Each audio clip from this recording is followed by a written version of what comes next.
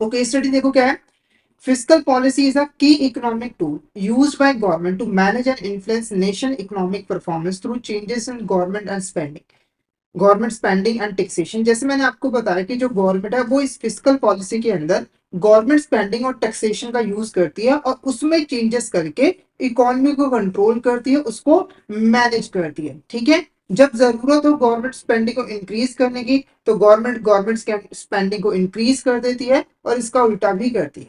Government implement fiscal policy to achieve macro economic objective. अब ये जो गवर्नमेंट है वो फिस्कल पॉलिसी को इंप्लीमेंट करती है ताकि मैक्रो इकोनॉमिक ऑब्जेक्टिव्स हैं उनको जो है वो अचीव किया जा सके। अब मैक्रो इकोनॉमिक ऑब्जेक्टिव कौन कौन से हैं? पहला, इन्फ्लेशन को कंट्रोल करना, अनएम्प्लॉयमेंट को रिड्यूस करना, इकोनॉमिक ग्रोथ को प्रमोट करना।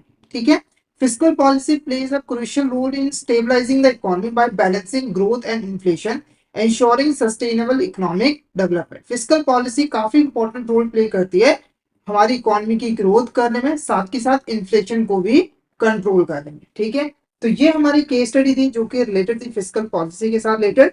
अब इस केस स्टडी के बेस पर कुछ यहाँ पर क्वेश्चंस है उसको हम यहाँ पर सॉल्व करते हैं। ठीक है, तो फर्स्ट क्वेश्चन देखो, which of the statement is not correct regarding the fiscal policy. इसमें से कौन सी ऐसी स्टेटमेंट है जो कि फिस्कल पॉलिसी के रिगार्डिंग करेक्ट नहीं है? पहला, it is related with government spending and revenue collection to influence the economy. तो ये स्टेटमेंट बिल्कुल करेक्ट है। जो हमारी फिस्कल पॉलिसी है उसके अंदर जो गवर्नमेंट है वो बेसिकली अपनी स्पेंडिंग और टैक्सेशन का यूज करके इकोनॉमी को इन्फ्लुएंस करती है। तो ये स्टेटमेंट क्या है, बिल्कुल यहाँ पर करेक्ट है। उसके बाद, it attempt to stabilise the economy by controlling interest rate and supply of money. तो फिस्कल पॉलिसी के अंदर हमारी जो गवर्नमेंट है वो बेसिकली इंटरेस्ट रेट को कंट्रोल करके, सप्लाई ऑफ मनी को कंट्रोल करके इकोनॉमी को स्टेबलाइज करने की कोशिश जो है वो करती है, यानी कि बैलेंस्ड ग्रोथ को अचीव करने की कोशिश करती है। तो ये भी स्टेटमेंट क्या है, बिल्कुल करेक्ट है। The two main instrument of fiscal policy of government spending and taxation, यानी कि दो मेन इंस्ट्रूमेंट कौन है फिस्कल पॉलिसी के, गवर्नमेंट स्पेंडिंग और टैक्सेशन। तो ये भी स्टेटमेंट क्या है, बिल्कुल करेक्ट है। Objective of fiscal policy is maintaining good international relation. तो ये जो स्टेटमेंट है वो गलत है। देखो, फिस्कल पॉलिसी का ऑब्जेक्टिव इंटरनेशनल रिलेशंस को बिल्ड करना नहीं होता है, बल्कि हमारी जो इकोनॉमी होती है उसको कंट्रोल करना होता है, उसको मैनेज करना होता है। तो ऑप्शन डी हमारे यहाँ पर करेक्ट आंसर रहेगा, क्योंकि ये फिस्कल पॉलिसी के रिगार्डिंग करेक्ट नहीं। ठीक है, नेक्स्ट क्वेश्चन की बात करते हैं। In fiscal policy, government determines the level of government spending and taxation as well the allocation of resources to different sectors and program. Which of these is not a objective of fiscal policy? देखो, fiscal policy के अंदर basically government determine करती है कि वो कितना spend जो है वो करने वाली है। नॉर्मली फिस्कल पॉलिसी हमारी एक साल के लिए यहाँ पर बनाई जाती है। ठीक है, तो मीडियम टर्म फिस्कल पॉलिसी भी होती है, नॉर्मली एक साल के लिए बनाई जाती है। तो हमारी जो गवर्नमेंट है उसके अंदर डिटरमाइन करती है कि उसकी स्पेंडिंग कितनी रहेगी, टैक्सेशन कैसा रहेगा, यानी कि वो किन किन सेक्टर पे कितना कितना टैक्स जो है वो लगाएगी, और जो रिसोर्सेज है उनको कौन कौन से डिफरेंट सेक्टर्स और प्रोग्राम में एलोकेट जो है वो किया जाएगा। तो इसमें से कौन सा हमारे यहाँ पर ऑब्जेक्टिव नहीं होता है फिस्कल पॉलिसी का? पहला, प्रमोटिंग इकोनॉमिक ग्रोथ। तो ये एक इंपॉर्टेंट ऑब्जेक्टिव होता है हमारे फिस्कल पॉलिसी का। Maintaining the price stability in the economy, economy के अंदर प्राइस स्टेबिलिटी को मेंटेन रखना, यानी कि इन्फ्लेशन को कंट्रोल करना। तो ये भी एक इंपॉर्टेंट ऑब्जेक्टिव होता है। Reducing inequality in income and wealth. तो हमारी जो इनकम और वेल्थ है ना, उसकी जो डिस्ट्रीब्यूशन है उसके अंदर जो इनइक्वालिटी है उसको रिड्यूस करना, यानी कि गरीबी और अमीरी का जो फर्क है उसको कम से कम करना। तो ये भी एक ऑब्जेक्टिव होता है। Reducing black money in the economy. तो देखो ये यहाँ पर डायरेक्ट ऑब्जेक्टिव नहीं होता है फिस्कल पॉलिसी का। इसके लिए गवर्नमेंट अलग अलग से जो रेगुलेशन है वो लेकर आती है, अलग अलग पॉलिसी यहाँ पर लेकर आती है। पर फिस्कल पॉलिसी का ऑब्जेक्टिव ब्लैक मनी को रिड्यूस करना नहीं होता है। तो ऑप्शन डी हमारे यहाँ पर करेक्ट आंसर जो है रहेगा। ऑप्शन डी हमारे यहाँ पर करेक्ट आंसर जो है वो रहेगा। नेक्स्ट क्वेश्चन की बात करें, विच of the following agency is responsible formulating the fiscal policy in India. इसमें से कौन सी ऐसी एजेंसी है जो कि हमारे देश के अंदर फिस्कल पॉलिसी को बनाने का काम करती है? पहला है रिजर्व बैंक ऑफ इंडिया, दूसरा है ministry of finance government of India, securities exchange board of India, या फिर national bank for agriculture and rural development. तो फटाफट से इसका आंसर बता दीजिए कि हमारे देश के अंदर कौन सी एजेंसी यहाँ पर फिस्कल पॉलिसी को बनाती है। फटाफट से यहाँ पर बता दीजिए, क्या लग रहा है आपको, क्या होगा इसका करेक्ट आंसर? फटाफट से चैट बॉक्स में बता दीजिए इसका करेक्ट आंसर आपको क्या लग रहा है।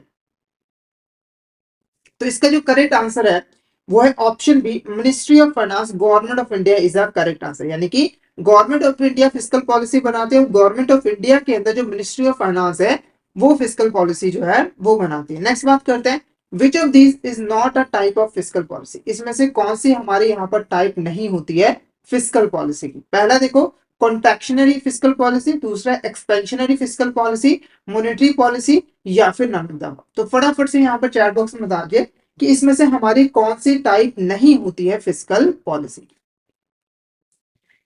क्या लग रहा है आपको, क्या होगा करेक्ट आंसर, क्या होगा इसका करेक्ट आंसर? तो इसका जो करेक्ट आंसर है वो है option C, monetary policy is the correct answer. Monetary policy हमारा करेक्ट आंसर रहेगा। बाकी ये दो इंपॉर्टेंट टाइप्स होती है fiscal policy, sorry fiscal policy की, ठीक है। अब ये है क्या उसको यहाँ पर डिस्कस करते हैं। पहले बात करते हैं कॉन्ट्रैक्शनरी फिस्कल पॉलिसी। देखो इस फिस्कल पॉलिसी को तब यूज किया जाता है जब हमारी इकोनॉमी के अंदर इन्फ्लेशन आ जाता है। क्या आ जाता है? इन्फ्लेशन आ जाता है, और हम यहाँ पर इन्फ्लेशन को कम करना चाहते हैं, ठीक है। तो कॉन्ट्रैक्शनरी फिस्कल पॉलिसी के अंदर जो गवर्नमेंट होता है उनका ऑब्जेक्टिव क्या होता है कि इकोनॉमी के अंदर जो मनी सप्लाई है उसे यहाँ पर कम से कम किया जा सके। क्योंकि देखो जब मनी सप्लाई इंक्रीज होती है तो लोगों के पास पैसा आता है, और जब उनके पास पैसा आता है तो वो डिमांड करते हैं, जिससे एग्रीगेट डिमांड जो है गुड्स और सर्विसेज की वो इंक्रीज हो जाती है, और कंट्री के अंदर इन्फ्लेशन जो है वो आ जाता है, ठीक है। तो इस सिचुएशन के अंदर हमारी जो गवर्नमेंट होती है वो कॉन्ट्रैक्शनरी फिस्कल पॉलिसी का यूज करती है ताकि वो मनी सप्लाई को कम जो है वो कर सके, ठीक है। अब इसके अंदर किया क्या जाता है, सबसे पहले हमारी जो गवर्नमेंट होती है वो अपनी जो स्पेंडिंग होती है उसे कम कर देती है, अपना जो खर्च होता है उसे कम कर देती है, ताकि लोगों को कम से कम यहाँ पर पैसा जो है वो मिल सके और मनी सप्लाई जो है वो डिक्रीज हो सके। दूसरा, टैक्स टैक्स जो है वो इंक्रीज कर देती है। जैसे वो टैक्स इंक्रीज करती है तो लोगों को ज्यादा टैक्स पे करना पड़ता है, जिसकी वजह से उनके पास कम पैसा बच जाता है खर्च करने के लिए, और मनी सप्लाई जो है वो ऑटोमेटिकली कम जो है वो हो जाती है। उसके बाद है expansionary fiscal policy. Expansionary fiscal policy को तब यूज किया जाता है जब इकोनॉमी के अंदर जो है वो रिसेशन हो या फिर डिप्रेशन हो, यानी कि इकोनॉमिक एक्टिविटी काफी ज्यादा यहाँ पर कम हो गई हुई है, ठीक है। इकोनॉमिक ग्रोथ बहुत ही स्लो हो रही है। उस सिचुएशन के अंदर जो गवर्नमेंट है वो एक्सपेंशनरी फिस्कल पॉलिसी जो है वो यूज करती है। एक्सपेंशनरी फिस्कल पॉलिसी के अंदर हमारी जो गवर्नमेंट है वो कोशिश करती है कि ज्यादा से ज्यादा मनी सप्लाई को जो है वो इंक्रीज किया जाए, ताकि लोगों के पास पैसा आए और वो ज्यादा से ज्यादा यहाँ पर उनको खर्च करे, डिमांड करे और इन्वेस्टमेंट करे, जिससे हमारी जो इकोनॉमी है उसे एक बूस्ट मिले और हमारी इकोनॉमी के अंदर जो इकोनॉमिक एक्टिविटी है वो यहाँ पर इंक्रीज हो जाए। तो एक्सपेंशनरी फिस्कल पॉलिसी के अंदर जो गवर्नमेंट होती है वो बेसिकली गवर्नमेंट स्पेंडिंग को क्या कर देती है, इंक्रीज कर देती है, ज्यादा से ज्यादा खर्च करने लग जाती है, ठीक है। जैसे कि इंफ्रास्ट्रक्चर प्रोजेक्ट में खर्च कर दिया, जिससे क्या हुआ, लोगों को एम्प्लॉयमेंट मिली, उनके पास पैसा आया, जिससे अल्टीमेटली इकोनॉमी के अंदर मनी सप्लाई इंक्रीज हो गई और वो ज्यादा से ज्यादा डिमांड जो है वो करने लगे गुड्स और सर्विसेज की, जिससे कंपनीज भी यहाँ पर इन्वेस्टमेंट करने लग गए ताकि वो डिमांड को फुलफिल जो है वो कर पाए, ठीक है। तो ये दो तरह की हमारी यहाँ पर फिस्कल पॉलिसी होती है जिसका यूज गवर्नमेंट जो है वो करती है।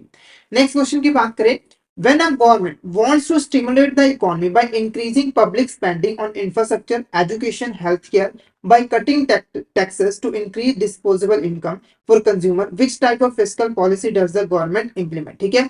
तो अगर हमारी जो गवर्नमेंट है वो इकोनॉमी को प्रमोट करना चाहती है, उसकी ग्रोथ जो है वो तेजी से करना चाहती है, यानी कि इकोनॉमिक एक्टिविटीज को बेसिकली इंक्रीज करना चाहती है, जिसके लिए उसने पब्लिक स्पेंडिंग को यहाँ पर जो है वो इंक्रीज कर दिया ताकि लोगों के पास ज्यादा से ज्यादा पैसा आ सके, मनी सप्लाई जो है वो इंक्रीज हो सके। साथ के साथ उन्होंने क्या किया, यहाँ पर टैक्सेस को जो है वो कम कर दिया ताकि लोगों के पास ज्यादा डिस्पोजेबल इनकम रहे, ठीक है, जिससे वो ज्यादा से ज्यादा डिमांड कर सके और इन्वेस्टमेंट भी कर सके। तो यहाँ पर हमारी जो गवर्नमेंट है उसने किस तरह की फिस्कल पॉलिसी को इंप्लीमेंट किया है? ऑप्शन है contractionary fiscal policy, option B monetary policy, या फिर एक्सपेंशनरी फिस्कल पॉलिसी। तो क्या होगा इसका करेक्ट आंसर? अभी मैंने आपको दोनों टाइप की जो फिस्कल पॉलिसी है वो अच्छे तरीके से समझाया है, तो फटाफट से यहाँ पर मुझे बता दीजिए कि ये किस तरह की हमारी फिस्कल पॉलिसी है, किस तरह की फिस्कल पॉलिसी है? Contractionary fiscal policy, monetary policy, expansionary fiscal policy, या फिर न्यूट्रल पॉलिसी? क्या होगा इसका करेक्ट आंसर?